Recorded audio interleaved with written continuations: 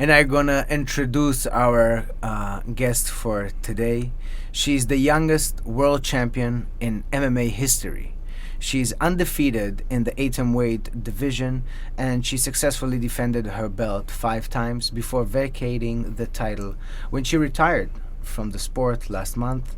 She holds the record for the longest championship reign in ONE history at more than 7 years. During her MMA career, she received the lucrative titles of Performance of the Night, Fight of the Year, Newcomer of the Year, Submission of the Year, Comeback of the Year, just to name a few. She's the head coach at United BJJ Hawaii, a gym she and her husband founded, as well as running her own nonprofit organization called Fight Story. She's a mother, she's a sister, she's a role model. She is Angela Lee. Thank you. What an introduction.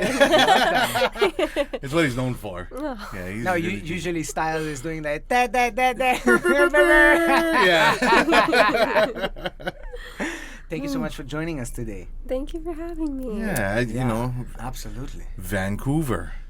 Oh, yeah. I am sorry. I'm just still like had no clue. So Not I don't that know he's- for all our fans at home and all the people that watch, we just found out she's born in Vancouver. Canadian. Hey, no pun intended, but hey. No, but the one thing I notice about Canadians is that they're much like local people. They're very nice, very kind. Yeah. They are, yeah. I was born there, but I moved over when I was about 7. So since second grade, I was in Mililani. Since then. So. Yeah, tell us a little bit about your life story, because a lot of people, know you, but they don't know you. So just start off, born in Canada, moved when you were 7 to Waipio? Mililani. Sorry. Yeah. So to Mililani, and just went to school over here? Yeah, I went to elementary. I was homeschooled through middle and high school, and then I finished my last 2 years at Mililani High School. And wrestled, graduated, and right after graduation, that's when I started, training for MMA, and I took my amateur fights as soon as I turned 18. Oh my God. Here in Hawaii, I had 3, and then turned professional after that. So Right. let me ask you a quick question. All your family is basically martial artists, right? Even your dad, even your mom, is that correct? Yes. So actually, if we rewind back to Canada, where I was born, my parents were both martial arts instructors, and so they had multiple gyms around Canada. And so I was a mat baby. I grew up going to the gym with them, going to work with them, right? And so I would just follow them everywhere, take the little kids classes. And since a very young age, I've just been a part of martial arts. And I'm the oldest of 4 siblings, so me, my brother Christian, my sister Victoria, and then my youngest brother Adrian, all of us grew up training together. It was kind of just a part of the routine. Mom and Dad definitely wanted us to know how to defend ourselves, and we kind of just took it a step further with the competition. So did they push you though to do it, or was it like very organically, because like you said, mat baby, you're there, you're going with dad and mom to work, that's what they do, so you just part of it? Or were they like, no, we want you to be a martial artist? So I'd say it happened naturally, the course of wanting to compete, because as a kid I was very spunky. I was very much a competitor. I loved testing myself, but training was, we didn't have a say in that. It was like, you had to train, you have to, you're going to learn how, you don't have to compete, but you're going to have to train, you're going to learn these techniques. So yeah, that part was non-negotiable, but the competition part was always optional. But that was my favorite part. So I just wanted to compete and not train. And they're like, no, it doesn't work that way. It doesn't work that way. Fair enough. And your brother is also the reigning champion, no? He is. He's actually a 2-division champion now. So he holds the belts in 2 different. champ. Yes, Yes. he is. Right on. This is insane. He's a beast, bro. Yeah. He's a I beast. watched most of his fights, and dude, he is like, I can't say that he's just good in one aspect. He's like literally good in all the aspects, and every time I see him, it's going down. Thank you. I have to agree. Every time Christian fights, I get super hyped up. Yeah. Yeah. This is crazy. So you're born into a martial art family. Your brothers, everybody is into that fighting, and then you decided to take it professionally. Yes. So throughout high school, I would compete like nationally, internationally, and That was in wrestling or in MMA already? it was MMA, but we're still under 18, so we're youth. So it was actually called pancration, which is kind of like MMA without head contact.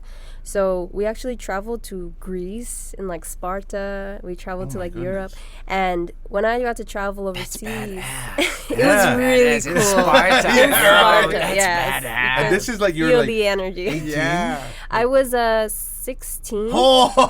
Yeah. So that kind of experience opened my eyes because, one, I loved traveling to new places, seeing the culture and everyone. And two, I loved being around, other kids, other teenagers from different parts of the world that have this dream to aspire to, be martial artists, be a world champion. And so we got to compete at the amateur level, the highest level. And winning that was like, wow, this is what I want to do. I want to travel. I want to compete. Like, this is the life. Yeah. So after I graduated, I did go to UH West Oahu for like 2 semesters. And then after that, I was like, no, this is not for me. I need to follow my heart. I need to follow what I want to do, which is fight. So I talked to my parents, and they're like, okay, if this is what you want to do, you're just going to have to commit. So I was like, yep, I can do that. And So wait, your parents, when you told them, yo, I don't want to be learning from books, I just want to get my face punched, and they were like, yeah, that sounds like a good idea, let's do that. I think they could see already, like, Your my passion. path was not through, like, academics. It was never something that, like, that fueled my fire. That was always brought out when I was on the mats. And I think, they were like, yeah, she's better off doing this. Did you get into any fights in high school? No. I mean, Dude, Well, I was friendly with everyone. Also, martial artists, they don't need to. Well, where I'm from, the fighters turn into martial artists. It's the opposite way around, right? You fight, then it's like, okay, I fight martial arts. So, and then, considering, you come back from, Greece and Sparta, and you roll up like Trojans, what? Honestly, the good ones that start already with martial art, they're not going to go into a fight. Because she knows that she can take you out in less than a minute. It's like a discipline thing. Yo, 100%. Yeah. She feels sorry for you before she started. Growing up, I almost wanted someone to pick a fight with me. Just so I could, because I'm like, I'm not going to be the one to start it, but if someone, starts with me, I got to stand up for myself, right? Yeah. Been waiting for this moment. What did you say? What did you say? But you didn't have any fights. Yeah, no, nothing. Good. It was good. I got to and everyone was kind of knew me as like the wrestler, the fighter, too. So everyone was kind of just chill. I have to ask you, where did started the passion? Was it from jiu-jitsu? Because I know your dad is a black belt, right? Mm-hmm. Was it from wrestling? Because for me, wrestling is like so exciting. Not more exciting than jiu-jitsu, but it's just like go. There's it's a different adrenaline. Yeah. You think less, in my opinion. You're just more like body, like Very the reactive, yeah, the adrenaline is like crazy. What was it for you? Was it more the punching, the jiu-jitsu, the wrestling? Like, what did I gravitate to? Yeah. For me, I always gravitated to the grappling. So combination of like the wrestling and the jiu-jitsu, right? I competed a lot in grappling as a kid because I was the only girl at times. So I would compete in, my dad would throw me in with the boys. And I think, later on I asked him this. I said, why didn't I ever compete in like boxing or kickboxing as a kid as much? And he's like, I kind of wanted to protect you. I didn't want to throw you in there because you're the only girl, so I didn't want to throw you in there with the boys and get like, beat up and stuff. And I was like, oh, I kind of guess it makes sense, But yeah, I did a lot more grappling competitions than I did striking. So I guess that's where my natural tendency. So I was so comfortable on the ground. Yeah. And, just the different options that you have and really breaking it down into like a science or a chess match, right? Yeah. I really loved just the whole aspect of it. And I guess that's what carried me through over the years. And you could see in my fighting career, like, a lot of my wins are by submission. It's kind of, I guess, where I would say I specialized in. Yeah, before this podcast, I made sure to watch all your fights, and I can't tell you, I'm so hyped up right now.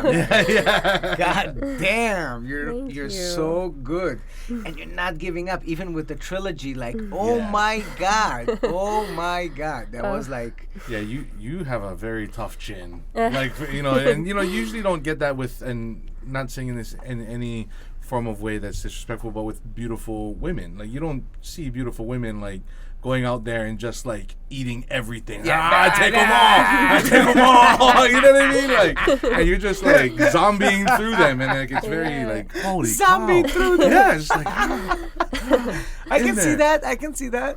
Yeah, that was super. I remember watching those fights live, and it's like, oh my goodness, like, which you for one brought a lot of attention to ONE FC. I mean, I feel like you were one of the big driving forces for that company.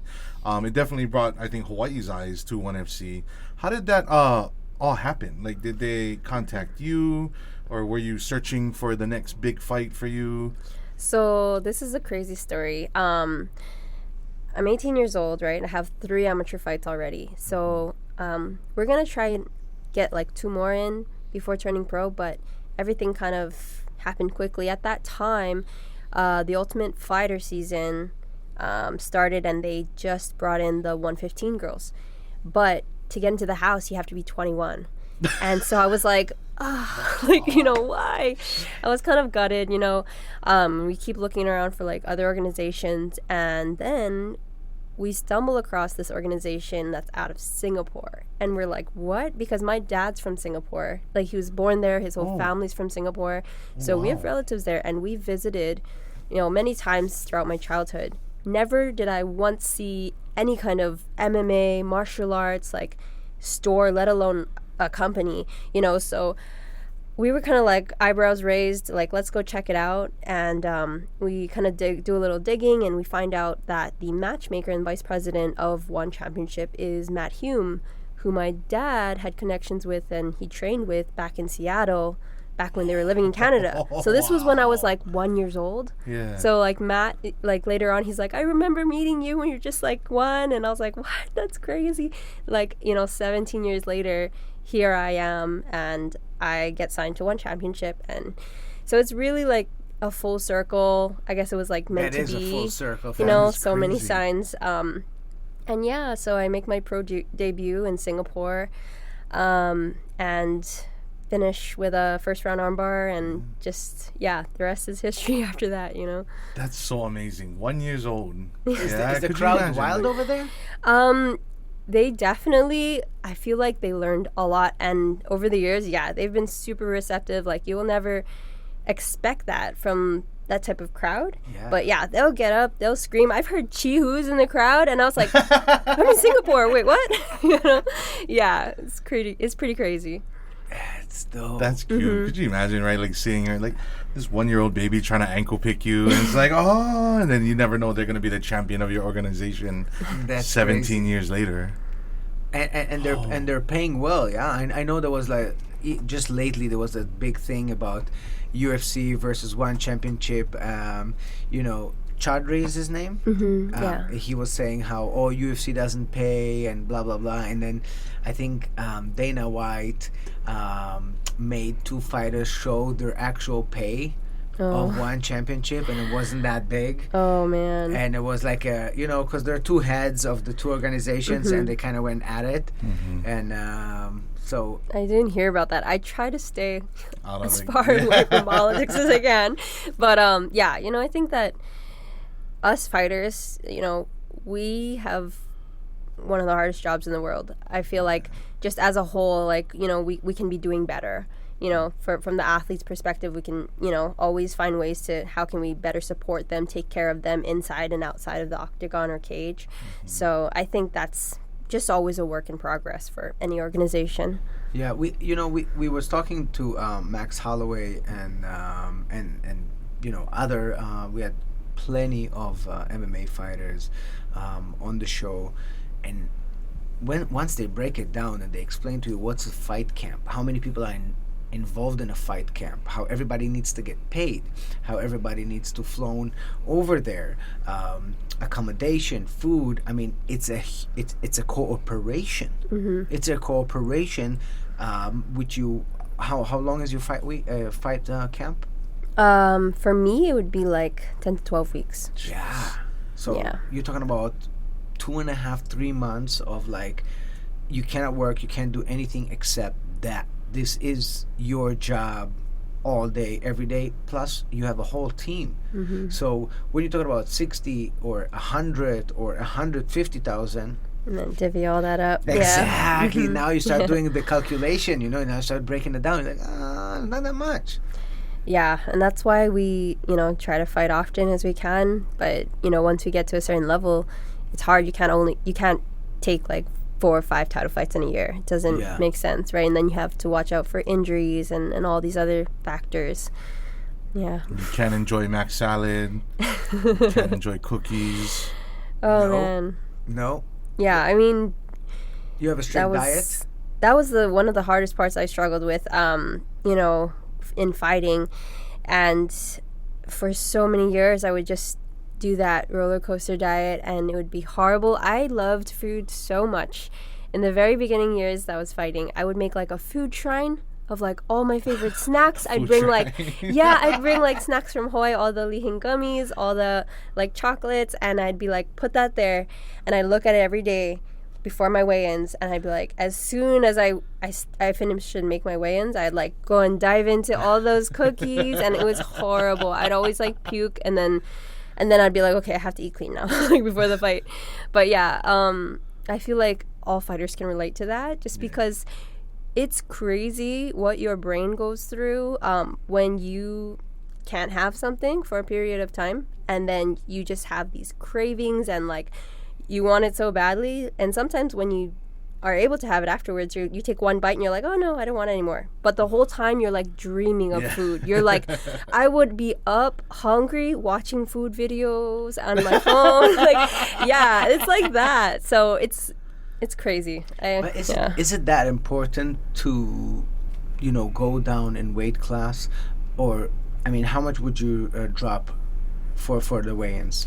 So my weight category was 115 pounds.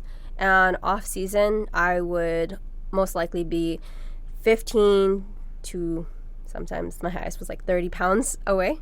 Wow. And so yeah. 30 pounds. Yeah, that was really tough. But yeah, healthy, I would be like 130. I try to get my walking weight in my 20s, but it was always really difficult for me. Honestly, after having my daughter, after getting pregnant and giving birth, it was a lot easier for me to make weight. And I think that's because for years I had been doing this yo-yo diet, and my insides were all probably messed up. Then after getting pregnant, I was like forced to eat clean. Like my daughter would not let me eat fried foods, no red meat. What? Like I would just puke. And so I was to a really strict diet of eating like fruits and vegetables and salads. And so your baby was your dietitian? Yes, I guess she knew what we needed, And I have to thank her, because I did get back into the ring after giving birth. And that fight camp was the best fight camp I've had, because every time before that I have to worry about, making weight. And that camp I didn't worry about that at all. I could just focus on 100% on training, on the game plan. And so, yeah, it really made a difference. I wish all fighters or athletes could, realize that, you don't have to be doing this, like torturing yourself this way. There's a better way of doing things. I thought you were going to say you wish all fighters could get pregnant. Oh. Yeah. It's magical, that is It is, it was really, really tough, but at the same time, I think it brought this like toughness out in me that I wouldn't have before. Is it what I'm trying to understand? Is it that important? Like, let's say you would fight not in the atomweight division. Let's say you would fight one division up. Would you have that of a difference? Because you did fight also in Yes. So for me, in my experience, I fought at 115 pounds and I fought at 125 pounds.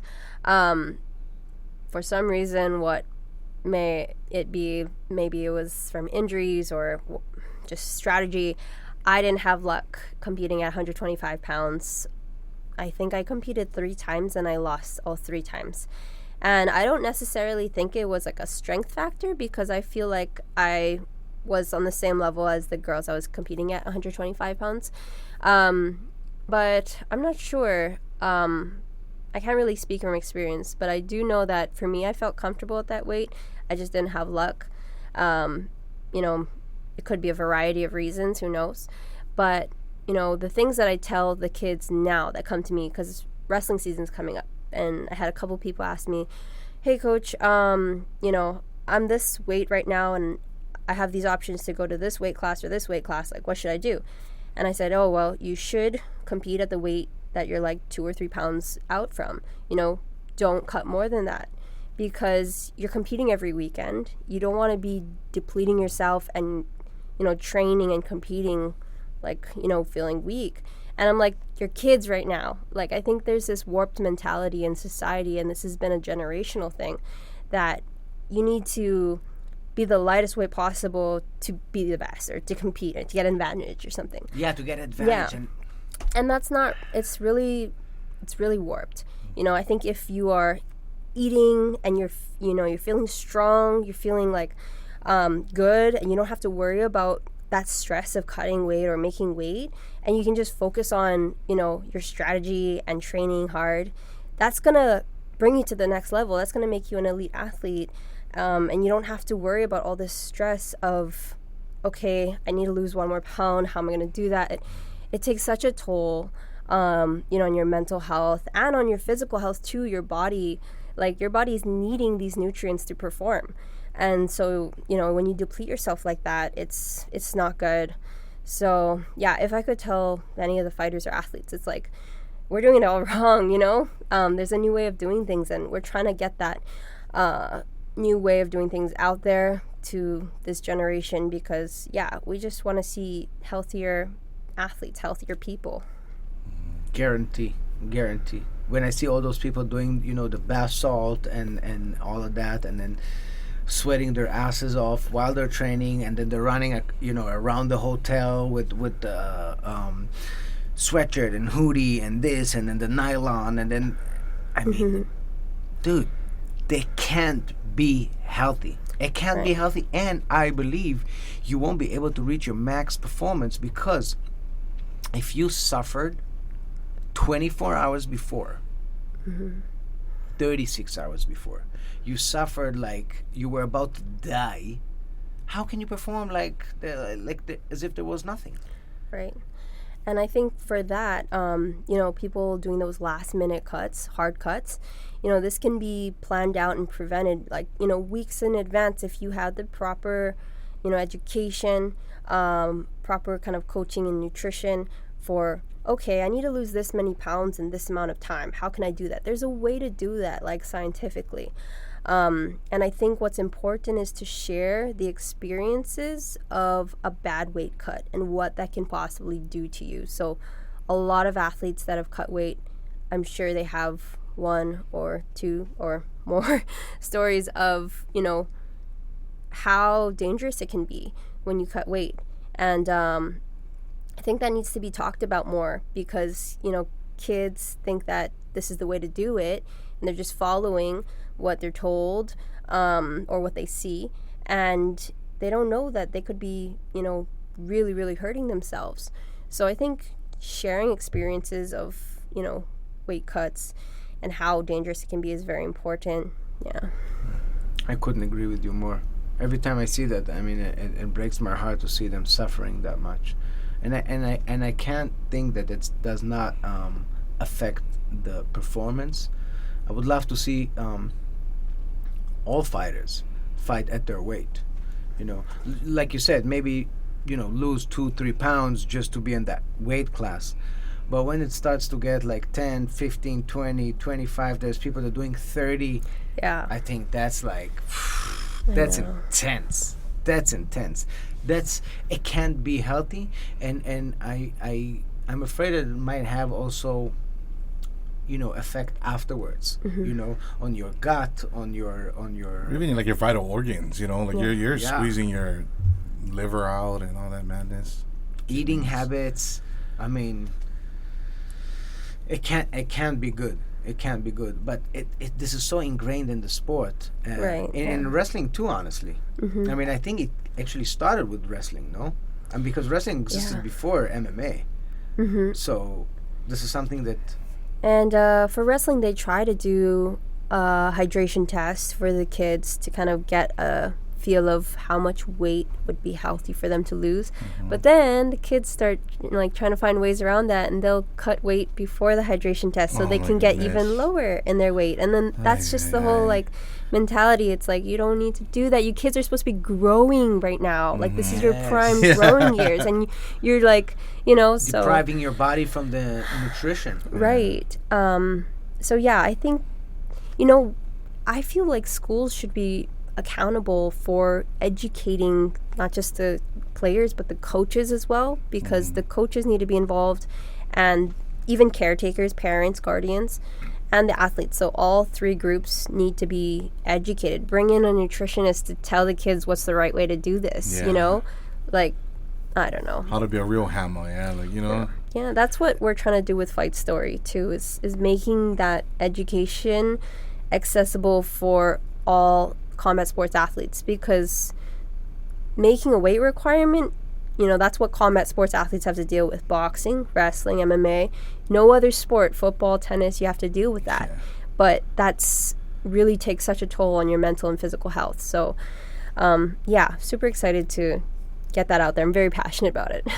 So since you already mentioned Fight Story is your non-profit organization, correct? Yes. And you have you're doing podcasts, you're doing like you said, helping people what to eat, what not to eat, kind of guiding them and educating them. Tell us a little bit about that.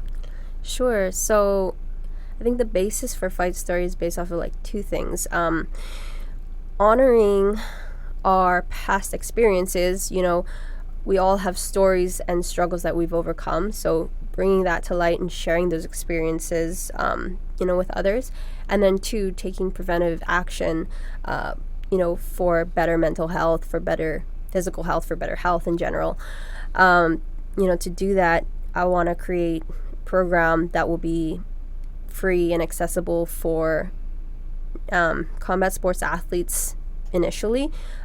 So I think it's really important that they have this program or course where they can access that will provide them insight and education on nutrition, on recovery, and emotional well-being. So these 3 things I think would be, really vital to not just prevent any kind of a crisis or breakdown from happening, but to even boost your athletic performance, So I think that's what we're working on. I'm trying to find a team of experts in each of these fields that can, assist me in putting together what would be the best way to get this information out there so people can have it, accessible and easily comprehend it.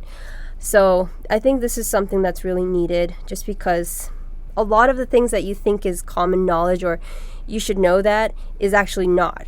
For me, I didn't realize, when I was cutting weight and depleting myself, starving myself, that I was essentially, my brain was not getting the nutrients needed to make decisions, or, my judgment was being compromised. And it's like, your brain needs that nutrients as much as your other body does, the other parts of your body. So just getting that message out there to kids, that, your sport may be very important to you, but it's not the most important thing in your life. And there's better ways to being an athlete, taking care of your recovery is super important. The sleep that you're getting, how do you recover after your workouts? And also, you know, the dangers of dehydration for the increased risk of injury, like concussions, and then emotional well-being, having that outlet physically through our sport, but then emotionally through, you know, a trusted peer or mentor or coach or a therapist. You know, just getting that emotional outlet through journaling. That's something that I would do a lot. Just teaching kids basic tools they can use to help themselves, really. And yeah, I think it's something that's not really talked about a lot, but is very needed, you know, because we don't go through life just cruising on by, having a good old time. You know, there's going to be good days, there's going to be really bad days, and it's like, how do we navigate through those bad days? So giving them these tools to help them with that. And where can people see that? Do you have a website, or is it on YouTube, or? So yes, we have a website, fightstory.org, and we are on Instagram at Fight Story Official. We're going to be doing a launch here in Hawaii in December. Actually, I wanted to tell you guys about. And I wanted to do this launch as kind of a kickoff, celebrating the launch of Fight Story in Hawaii. This is going to be where our base is. And then also getting to interact with individuals and companies that align with our mission, so who can help support us, so that we can make these programs, you know, free and accessible for everyone. Fantastic. So you see your life over here. You're going to stay here. Yeah. Definitely. Doing all the work from Hawaii, you know. I love this place. You know, I consider Hawaii my home for sure. And your husband, where is he from? He is from Brazil. Yes, from Curitiba, Brazil. So kind of down south. Oh. I saw the last name and I assumed he was Italian.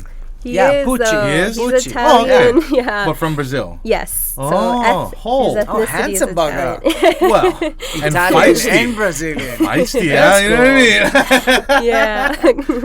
How did you meet your husband? Is it in the gym? Oh, yes. Yeah. Yeah. He was choking her out. Oh my goodness. I met him in Singapore, and we were both like teammates on the Evolve Fight team. So it's a big gym in Singapore, and he was teaching over there and training. So he was also fighting in ONE Championship as well. And yeah, so we started off as teammates, literally, choking each other on the mats. And then How did your brother feel about that? My brother, he's happy for me. Checking on my sister. Champ over here. No, they get along great. They really do, and I'm so glad about that. Yeah. So I've been with him since the end of 2016, and we got married here in Hawaii in 2018, and now have a daughter. So yeah, it's been going just so great. How old is your daughter? She is 2. Yeah. And Mr. Pucci is seeing himself living in Hawaii as well? He loves it. The only thing, it's just hard being away from his family. We're going there for the holidays this Christmas. Oh, that's nice. Yeah, we're really excited. It's his first time being home for the holidays in 10 years. Whoa. Yeah, so he's just been working, and it's a big sacrifice. But yeah, we're really excited to bring Ava over there. I try to, practice Portuguese with her, but it's hard. Being in Hawaii, you don't really get to use it. Which is ironic, yeah, because we have so much Portuguese people. Yeah. Right? But they are like Hawaii raised and bred Portuguese. But we also have a huge Brazilian community over here. Is there? Huge. Oh, yeah. On the North Shore, and every other jiu-jitsu gym is ran by Brazilian, and their friends, their family members, their name. Yeah, man. There's a big Brazilian community over here, actually. Do you know any Portuguese sentences? Yeah, I do. Yeah? But I'm not like super fluent, but I can just say the minimum stuff, You want me to? Yeah. Show us your skills. I want to. It's just, you guys are such a worldly couple and story, considering that you're born in Vancouver, moved to Hawaii, met your husband, who is an Italian man who is from Brazil, in Singapore. Crazy. I'm just so enamored by wanting to see Angela. Called faith. Yeah. Speak Portuguese. Oh my Show gosh. us what you got. My husband's gonna love this. Oh, I'm so embarrassed. Ok. Oi, tudo bem? Meu nome é Angela.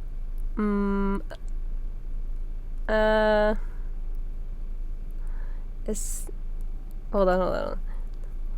Estou com fome, muito fome. I just said hi, everyone. My name's Angela, and I'm hungry. I'm very hungry. That's my go-to sentence, okay?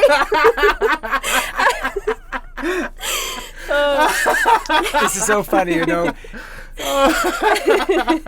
The one sentence I learned in Portuguese is "Eu senti sua falta," which means I missed you so much. And then everybody you see, you know, whether it's my professor, or I used to have a Brazilian professor, or my Brazilian friends, every time you see them, like, "Hey, amigo, eu senti sua falta." Everybody's like, "Let's go!" They're excited. Nice, yeah. So it's one sentence fits all, you know, one size fits all. It works. Love it. I want to use that. And then the second one, if they're talking between them and someone said something with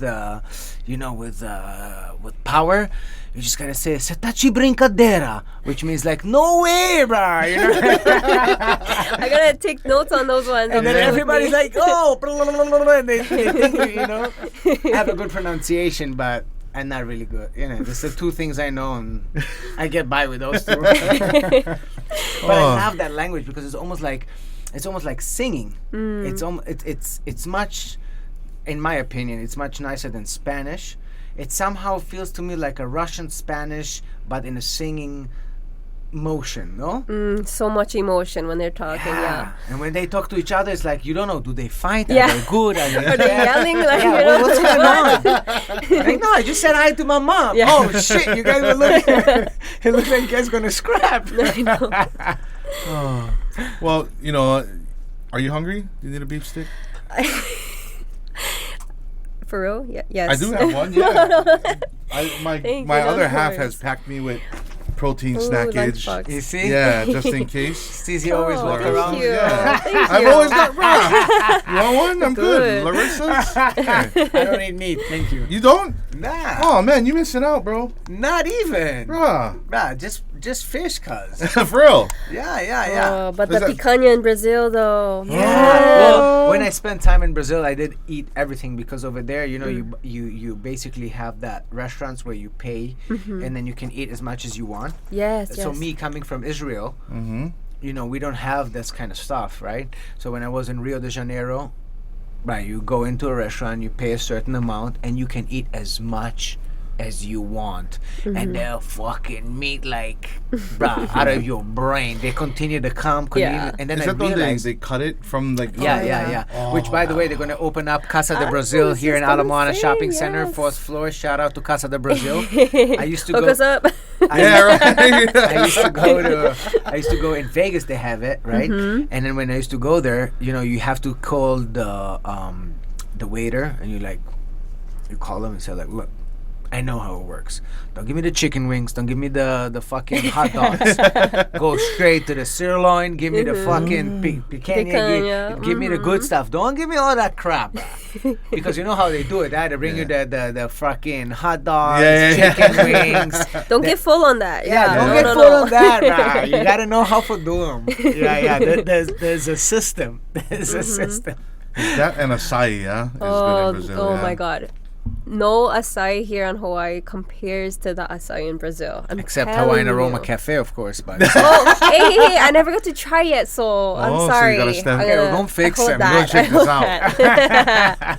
Because I remember the only reason I know because my bunch of my friends went when Max had fought Jose Aldo, and they said they ate that every single day. There's like something about this acai. And, Yeah. is it the fruit? Like, Man, or- it's just so pure, and like the way they mix it with the guarana, like Guarana, it's yeah. so good. And they add condensed milk and the milk powder, and they have like Nutella, like all these kind of toppings. That's like the place I was eating in Brazil, they actually had the cashews already in honey, like I don't know, it was like brown sugared cashews on top of the granola, and you were like, oh my God, bruh, that was so good, so good, unbeatable. I agree on that. Exciting.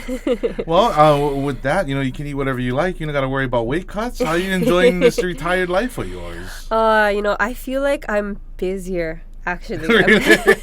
I mean, I may not be as tired physically, but like mentally, like back-to-back meetings and like phone calls and just trying to get this organization rolling. Like, it takes a lot of work. I was like, whoa. But for me, it's good. Like, I enjoy staying busy more than, having nothing to do. Yeah. So, and it's good. I still train, once, twice a week, just for my mental health, actually, to have that physical outlet. And then my daughter just started training as well. We have At 2? We have a tiny tots class that's like 3 and up, but it's like basic introductory to a class, essentially, like how to listen, how to sit down, how to break fall, Oh my God, Yeah. I'm sending my daughter there. Yes. That's for grappling, yeah? Or Yeah, MMA? for grappling, yeah. Oh, that is cute. I That's- didn't know they had them that young. Yeah, she's the youngest, but she does really good, and I think it's great. These basic things like how to break fall, so important when she's at the playground running. She fall down, boom, break fall. Yeah. How to forward roll, tumble. Yeah. But it might lead to her, just like yourself, I know. Wanting to break your record. She's like, Mom did them at 19. or break your arm. Oh my goodness, yes. But Oh, what yeah. would you say if one day your daughter comes home and says, Mom, I decided I want to be a professional fighter? Oh my gosh. So just a few weeks ago, we were sitting down at the dinner table, me, my husband, my daughter, and out of nowhere, she looks at us and she says, I'm going to be a fighter. Oh, Me and my husband, we were like, 2 years old. God our damn. jaws almost dropped. Like, I was happy and almost crying at the same time. I was scared. I was like, okay, And so many people asked us this, and how we feel about it. We talk about it because we know, from our own experience, how tough it is. How hard it is to be a fighter. We're gonna definitely encourage her to train jiu-jitsu, learn how, for self-defense, but we want to also encourage her to try a lot of different things. There's so many other sports in the world. There's not even sports, there's like dance and art and like, just trying to find what she's passionate about and kind of encourage her in that way, finding what she likes. So, if it is jiu-jitsu or MMA, so be it. I have to, I will stand by her side and help guide her through that. But hopefully she picks up something else along the way, It's good. I sent both of my daughters to jiu-jitsu, and I know they would never take it, professionally, and I'm okay with that. I'm completely okay with that. I prefer for them to dance, or to one is doing dancing, the other one is doing acting, and I'm happy about that because I prefer for them to be an actor or a dancer, instead of getting their head punched multiple times a day and then in a fight. I mean, it's just, as a father, I feel like it's so scary. And again, you see it differently because you are a female that does that, so for you it feels naturally. But if I see someone punch my daughter, oh my God, imagine that, bro. Oh, yeah. And she's like standing there and like, what the fuck? what you did right now? Yeah. It's tough to see it, but I guess as long as they're passionate about it, you're willing to support, and that's beautiful. Yeah, of course. I think that's how it should be. I think we see a lot of kids, come in, and the main thing at that age is to have fun, to learn something, But, the pressure from parents kind of pushing them, forcing them, sometimes, it kills the joy. And then, You never felt it from your parents? For me, I felt the pressure to keep training. I was like, man, I don't want to train. I don't want to go out, or I don't want to train. I want to do this. But training was non-negotiable, right?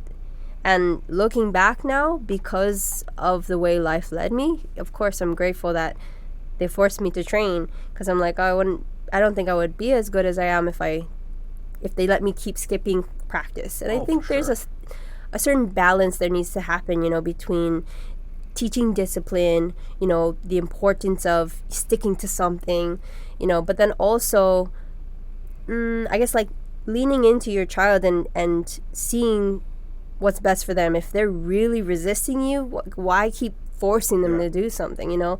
So I think it's really important to just base it off of the child, you know, and then having that balance, you know, finding something that you will stick to this. If you're going to do, you don't have to do this, but if you're going to do this, you need to stick to this because you need certain time to build, you know, skill set and all that.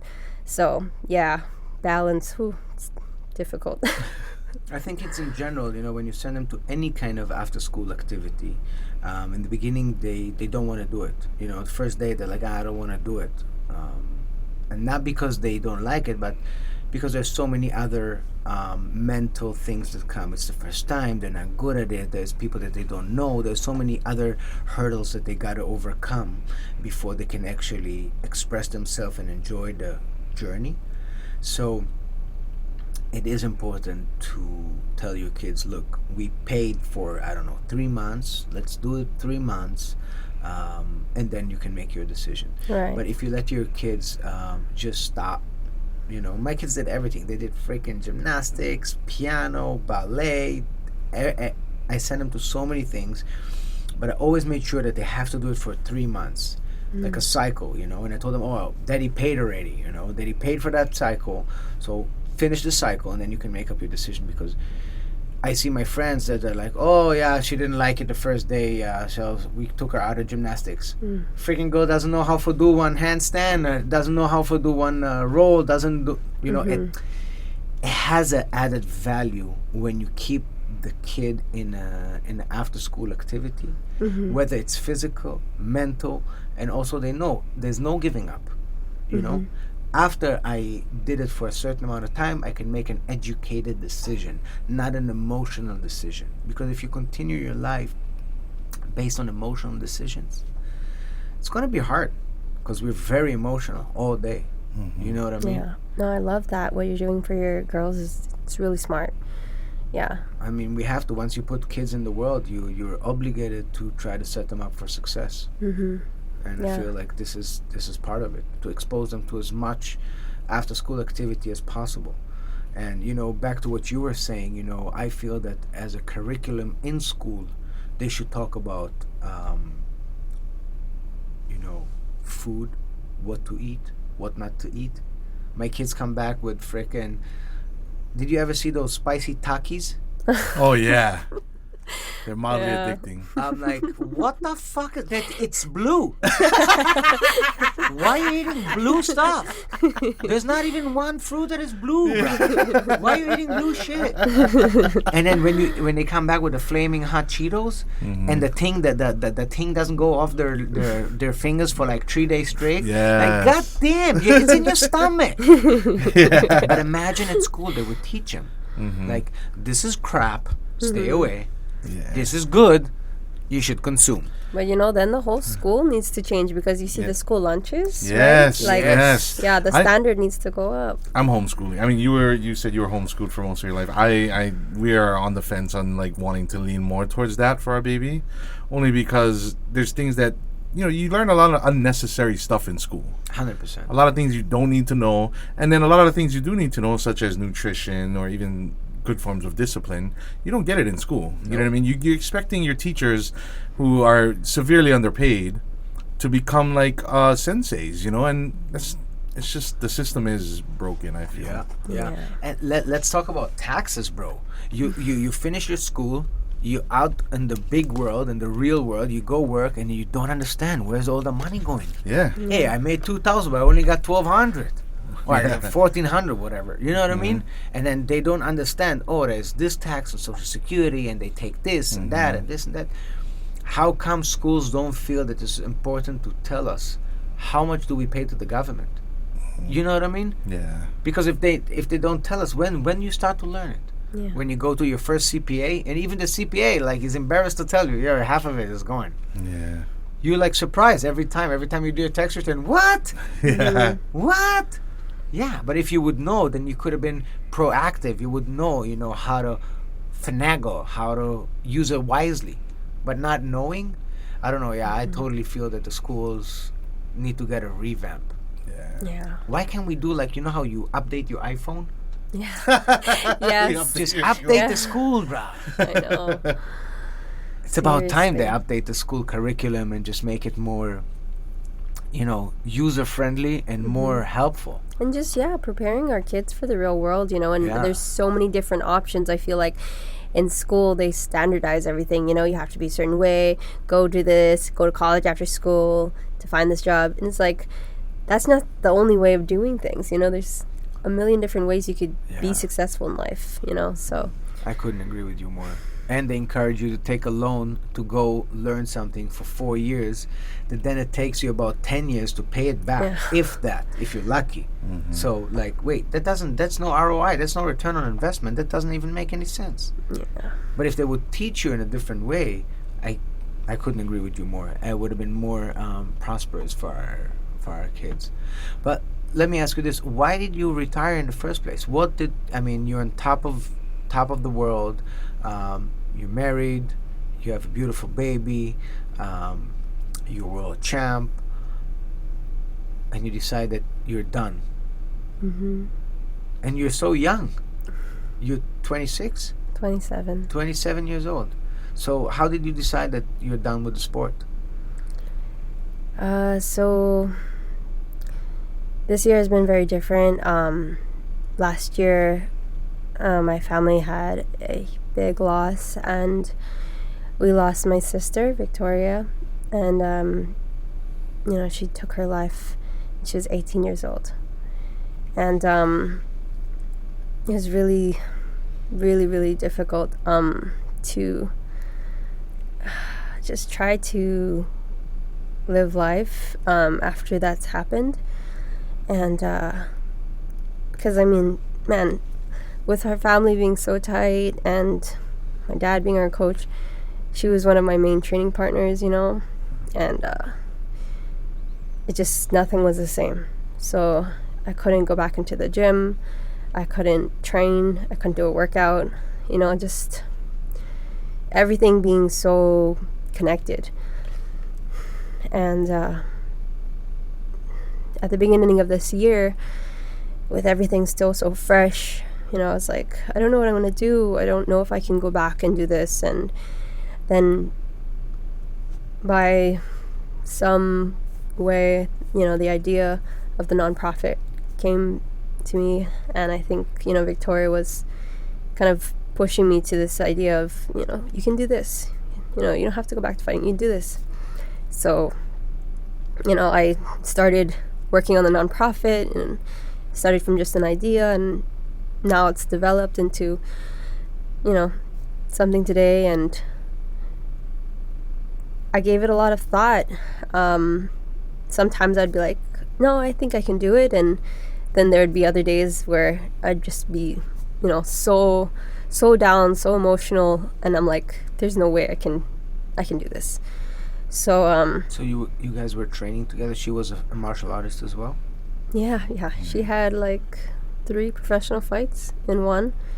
She was signed at 16 or 17. She was I guess you could say following in our footsteps, but she didn't have to do that. And I always told her, because out of all of us, she was the most talented. And she was artistic. She would always paint and draw, and she wanted to be like an animator. And then she was musically gifted. She taught herself piano and ukulele, and she could cook, she could bake, she could do everything. So, I always talk to her and be like, sis, you don't have to do this, don't do this. And for a while, she took a break and she went to school. She went to UH Manoa. So, I just think that, after last year, things just needed to change, and I can't go back to the way I was living, because things aren't like that anymore. Things are different. So just accepting that and finding the best way to move forward. And that was with the retirement, and looking forward to doing good things with Fight Story. So the whole way of life just changed. Yeah. May I ask you, I don't know if it's a personal question, but may I ask you, I mean, working out usually gives you endorphins, right? So they say that the best thing against depression is working out. And if she was fighting and she was into this, how can you explain that she got into that spiral? She got into where she was, that she decided to do that? I feel like I can't fully, explain what happened because no one really knows, except for Victoria. But I believe it was a variety of different factors, that kind of led up to this point. You're right, working out does create these endorphins, and it is good for you. But also at the same time, when you look at, I guess, elite athletes, professional athletes that, compete on a high level, they deal with this certain, intensity and amount of stress and pressure that normal people who work out don't deal with. So, that really takes a toll. And I think just the one thing I have to say is we were a very close and loving family, but you can have a close and loving family and still not have a safe space to express how you're feeling inside emotionally.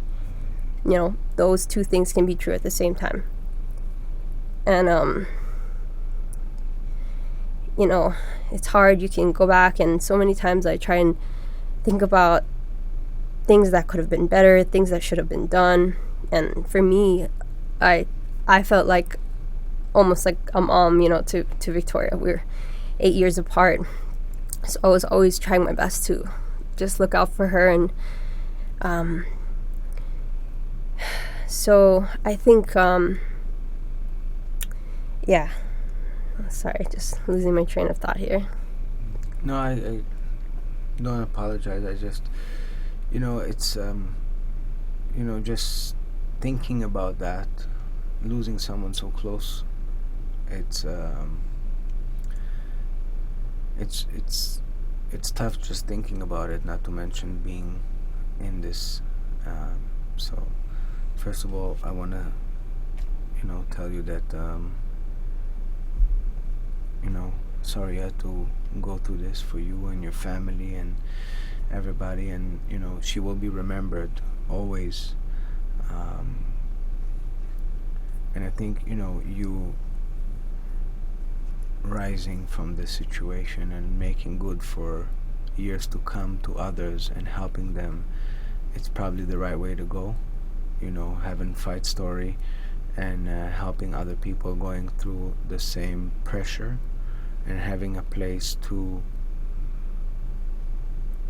share their thoughts and talk is it's probably the right thing to do at this point. So Fight Story is important. And I also want to commend you for being the first to come out and share that story of yourself. I think that as I would assume other people, I don't know much about how fighters think, but just as a general public person, to see how much bravery it took to share your own story, I think that's going to be a great catalyst for other athletes and whatnot to share their stories. And what that helps with, I think, in my opinion, Fight Story, is that the fight story. Everybody's trying to overcome. That's what the fight is, right? And I think when they see other people who may share in a thought that they have had, whether it be something like that or it's something remotely similar, I think it's helpful to know that you don't feel so alone in this world. That's a heavy thing, and to share your story, I think, was remarkable. I cried. I remembered, it came out of nowhere. I remembered clearly your car accident, and to see that when you shared your story on your experience, I bawled in my studio.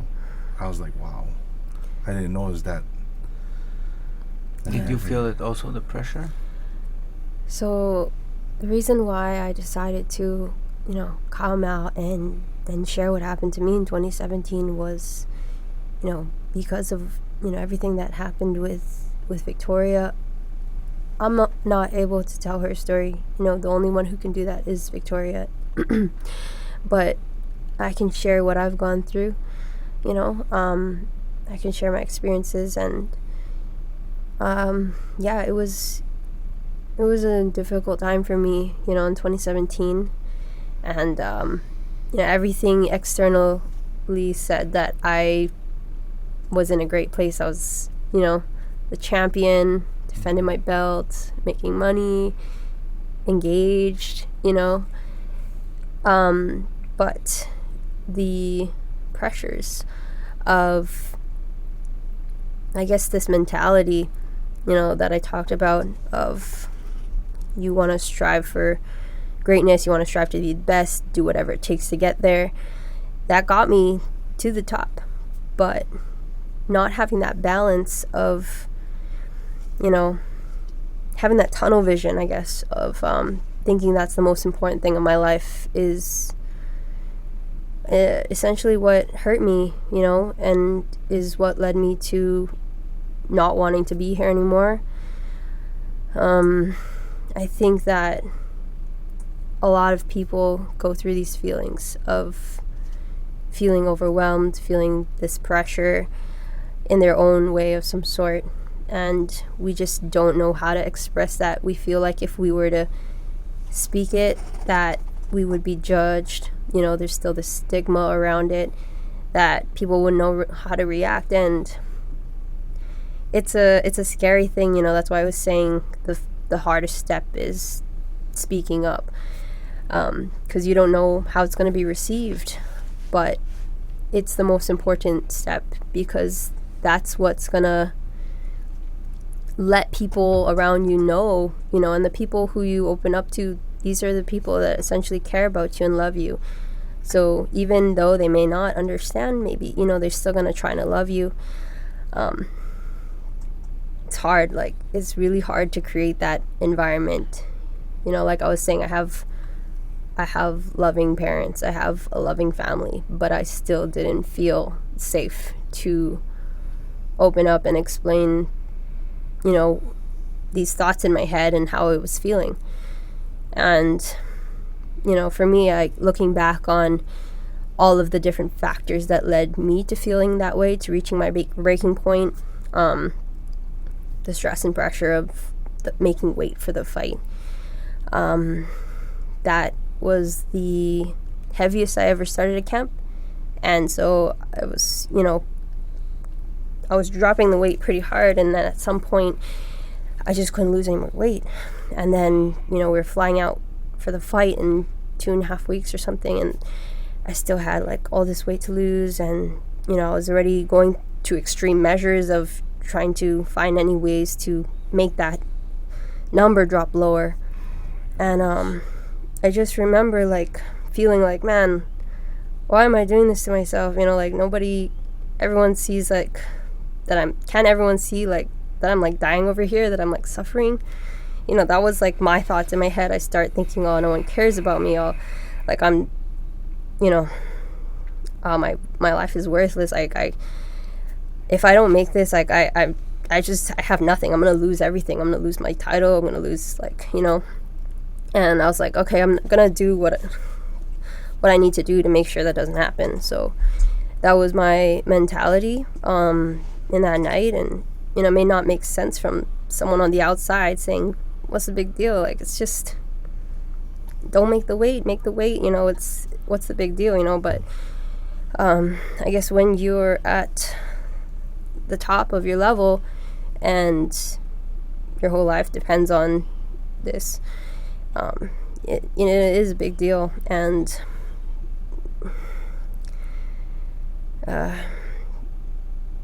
it's hard because I don't really allow myself to open up and feel all of these emotions.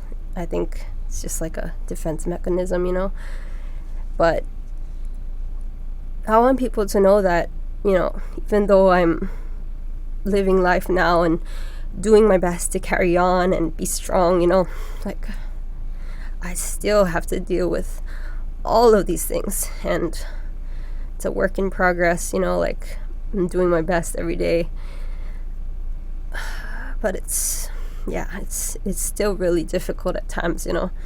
And just to let people know, like, if you're going through that too, like, it's okay, you know. We're in it together. I'm with you too, you know. Yeah, we're all just trying our best. Yeah. When you became pregnant, did that relieve some of your anxiety and stress, just knowing I don't need to fight, I don't need to lose weight, I have 9 months of pregnancy, then I have a baby? Was that a place where you felt suddenly alive and all the worries just vanished? Well, when I got pregnant, it really shifted my mindset, because now I have to think about not just myself, but another living human being, you know, another person's life essentially in my hands. So for me, it was the first time that I thought about, you know, I put her life more in front of mine, and I think that helps me a lot to see things from a different perspective, and I guess just to live better, to get better care of myself, because I knew if I took care of myself, it would be taking care of her. And that mentality just followed me through after giving birth, and now she's here with me to this day. I know that, you know, if I take care of myself, and if I make sure that I'm doing all these things to stay healthy physically and mentally, that I'm gonna be a better mom for Ava. And so that's my motivation, you know, when I think about what I'm doing with Fight Story and what I'm trying to change. I think about how I want her to grow up and the kind of environment I want to create for her, having a safe space that she feels she can talk to me about these things. And that's what I'm doing, these changes, you know. So yeah, she's definitely a guiding light for me right now. Yeah, I think once you have kids, it just puts things in perspective. It just kind of puts you like, well, it's not about me anymore now. I'm obligated. I did this. This human. I gotta do whatever it takes to care for that human, and that's a different kind of pressure. But it also relieves other pressures that we have during just growing up, and you know, it just becomes different. And being a parent is not an easy task, but it's rewarding. And by the end of the day, you know, when you see those, like we talked before, you know, when they smile, when they talk, when they say a word, when they say something, it's just like, oh my God, it's just so satisfying. Yeah? So it gives you a lot of motivation to continue, I guess. Yeah, it's like when I look at her, I just see, you know, just something so pure, you know, something so good, and just trying to be the best person I can be, you know, for her, to be role model for her, to help guide her, and, you know, so that she can have a better life, you know, and growing up. You know, I want to give you all my aloha and respect for, you know, to me, having a championship and being one of the greatest fighters in the world is a great accomplishment. I think a very respectable accomplishment that I like to put on the same lines of that, for you especially, is allowing yourself to be vulnerable like that, and being open and opening yourself up to sharing these stories. A lot of times our own egos will stop us from doing that, because there's something we're trying to protect. We're trying to protect this aura of ourselves, or this perceived image of ourselves, or even our own, what we think is what we are, what we think is an extension of us, and I'm big on ego, ridding the ego, because only recently I'm slowly getting rid of my ego. I was the same way. I mean, I'm very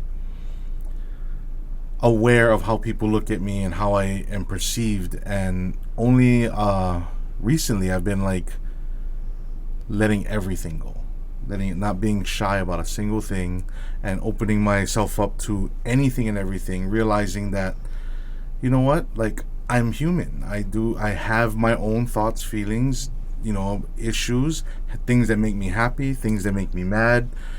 It's okay. We're all allowed to have these. It's normal. I think we get plagued into believing a certain thing that we need to follow by and carry ourselves by. And for you, Angela, opening yourself up and letting these things that were not part of the superhero that we remember from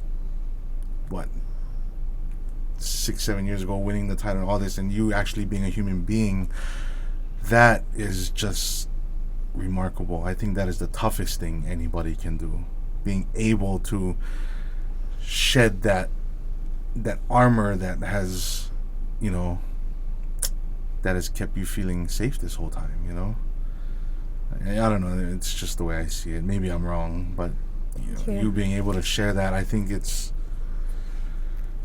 putting me in my feelings right now. Like, you know what I mean? Like, it's because there's a lot of people out there. I come from a tough neighborhood. Everybody has that ego and that shell, that like, I'm untouchable, unbreakable. And you don't know what these guys go through. There's stories all the time coming out from guys from West Side where they have a tragic moment and they're gone. And they're some of the strongest guys, some of the most, like, even warm, aloha having guys. And it's like, what just happened? Were you not able to express any of that? Was there nowhere for you to be vulnerable because you were born and raised to have this armor? And that's why that's when I see you sharing your story, I'm like, I'm glad there's a space for people, or at least that they can look up. When you go to Fight Story, at least you can look up. Maybe there's somebody who, I don't know, maybe they also were teased because their one leg was shorter than the other, or whatever reasons people may be going through something, It takes definitely a lot of emotional intelligence to be able to open up and talk about. But again, they don't teach you that. You're not taught that to, and so again, only from my experience where I'm from, people are taught to be tough. Period. Yeah. Tough. No way you can have feelings. No way you can be sad. You only cry when people die. Then, that's the mentality I got growing up. Like, you shouldn't be able to have feelings. And I think that's something that needs to be talked about and shared more. And sorry, I didn't mean to get in there, but thank you. You got me in my feels right now. Like chicken skin. I'm all like.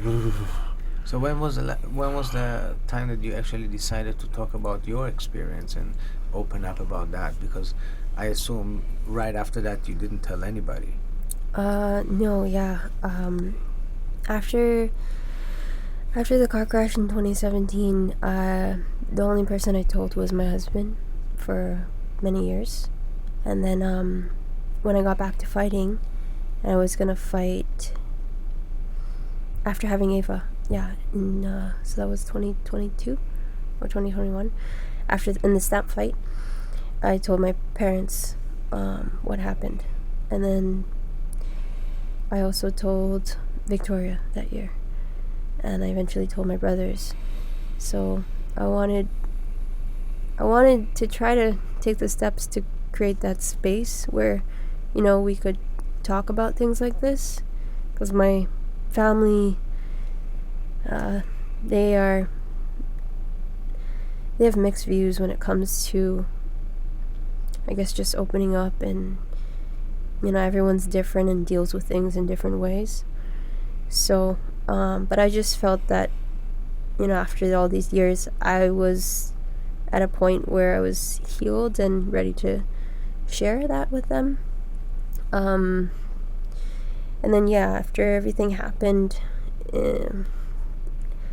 I just knew, I said, if I want to do this organization and, our message behind it is, share your story, what you've gone through, it matters, it can help other people, then I need to take that first step and, to lead this cause. So, I worked on it with ONE Championship and trying to tell, I guess, my story, what I've gone through in 2017, mentally with, the suicide attempt, and then also sharing about what happened with Victoria, and then what we're doing now with Fight Story. So, it was, that's what we were working on all this year, and I'm really happy with how they put it together, and I think that it touched a lot of people. So you're talking about the video that you put up, or you're talking about are they part of a Fight Story? The video, that we put together. Yeah, I watched it and like he said, I was bawling. Oh, it was a shocker. I woke up one morning like, is this? Wait, what? Because it happens overnight, the time difference, right? So I think I woke up in the morning after it all had happened in Hawaii time. Even the laying down of the belt was just it was iconic. Yeah. But the video, just. But glad that they supported you. A lot of other organizations would have been like, oh, that's a tough topic. Let's not go into this. Let's not be part of this. We don't want to have that. And the fact that they did go with it and they did supported you, that's good on them. Yeah, no, Chatri, he's been a good, close family friend for a while, and after everything that happened with our family, he was just there, just a phone call away, and wanted to do everything he could to help just support us, and especially with Fight Story, he's been very, very supportive and such a big help. So I know that this is just the beginning. I know I can count on him and ONE Championship too to help just further the mission. And we want this to be a global cause, a global movement for mental health and mental wellness, and highlighting the combat sports athletes. But the main message is, we are all fighters. We can all relate in some way. And so that's kind of what will unite everyone, and that's what I'm hoping Fight Story will do. That's very nicely said, because everybody is a fighter in their own way and in their own life, and everybody has their own pressure in their own life and in their own, fears and whatnot. That's so true. You don't have to be a fighter per se to fight in an organization to feel that. You can be just a random person that goes through life and feels the same, same thoughts, same pressure. So totally agree with you. And wow, just hearing you here and talking about that, it's very, very inspiring. Very inspiring, to be honest with you. Just the way you deal with it, and I know it's not easy for you, for sure, and it took you probably a long time to be able even to sit and talk about it the way you do. I can't even comprehend what you're going through just sitting with us right now and trying to find the right words. But let me ask you, how is your brother doing? Is he okay? My brothers, Christian and Adrian, they are doing good. My brother Christian, he has 2 kids. So he has Aaliyah, who's just about the same age as Ava, and he just had a son, Tommy. Aww. Yeah, so they have such a beautiful family, and Christian and Adrian, they still train together. So I think they're both. Adrian just had a fight in Hilo, and Christian is looking to come back and fight in 2024. So yeah, they're doing good. How old is Adrian? He's 17. And he's sparring with Christian? Yeah. Whoa. Yeah, they train together, every day. And Adrian, he's gonna finish off his senior year now in high school, his wrestling season, and then I think he's looking to follow in Christian's footsteps and follow him and fight. Well, everybody just like go, Rasho. I think it's their outlet, Yeah. That's crazy to think that all of you, male, female, mom, dad, everybody's a martial artist.